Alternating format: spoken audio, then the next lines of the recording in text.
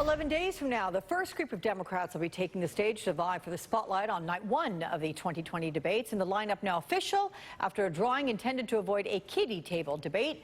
Cory Booker, Amy Klobuchar, Beto O'Rourke, and Elizabeth Warren are among those in that first group of 10. Then night two includes Joe Biden, Pete Buttigieg, Kamala Harris, and Bernie Sanders. And joining me now, Peter Emerson, who has worked in 3 Democratic administrations, Republican political consultant Shermichael Singleton, contributing host for Vox Media's Consider It, and conservative strategist Lauren Zelt. Always good to have the three of you. We'll get into it with you first here, Peter, in terms of who you think are the winners and losers from these lineups. I've done a lot of debate prep over the decades, unfortunately, and the winners will be those who adhere to the rules of winners, and that is simply authenticity, a sense of humor, and most importantly, given the number of people on stage in both these 2 debate nights, is someone who has a very memorable, highly memorable phrase to shout out, much the way Walter Mondale did with Gary Hart, "Where's the beef?" Of course, politically correct today, it'll be "Where's the protein?"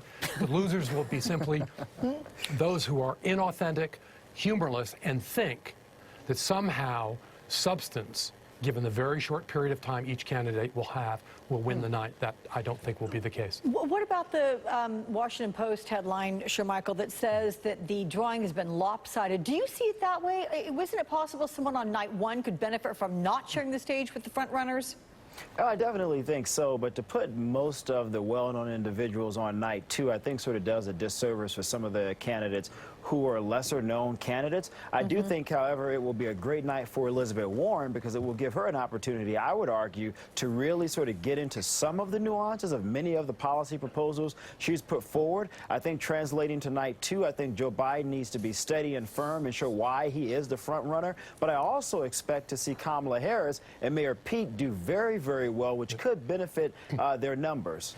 What about the Republican undercard debate, which I'm sure you remember, Lauren? Here's what it looked like back in 2015. 7 candidates participating there. The main debate had 10. What are the lessons for Democrats from those packed Republican debates?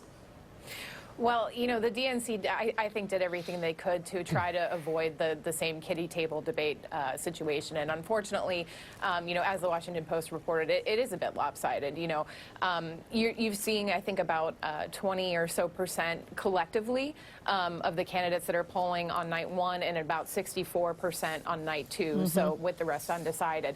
So, you know, I'm going to be interested to see how Elizabeth Warren does on night 1. You know, she's starting to surpass Senator Sanders in some of the polling, and I think that if she can distinguish herself, I think that she'll come out as sort of the progressive frontrunner, but with the understanding that a lot of these progressive candidates collectively, so Senator Warren, Bill de Blasio, Bernie Sanders, and others, are still only polling together at about 30%, whereas the centrists, Joe Biden and others, are polling at about 50%.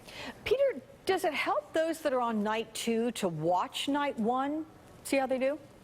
It does. You got to be careful that you don't compare yourself, generally speaking. I always recommend to people who are getting ready for a debate to try to go inward rather than outward, to look to their authenticity, to their skills, to their valuable qualities, rather than worrying about matching others. I think Al Gore learned the lesson the hard way when he tried to remake himself years ago. So I would recommend that, yes, you can watch it, but try not to absorb too much of it. How big of a setback do you think it is, Shermichael, for those who did not make the debate stage?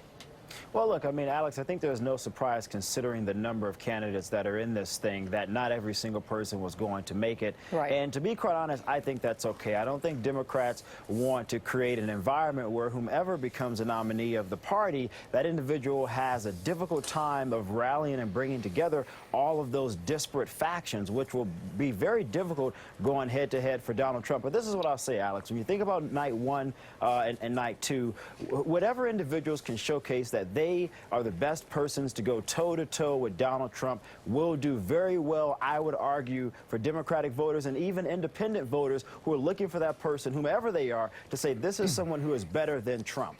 Okay. Listen, guys, I'm out of time, so I'm definitely going ladies first with you next time. Lauren Zelt, thank you so much. Peter and Shermichael, my thanks too.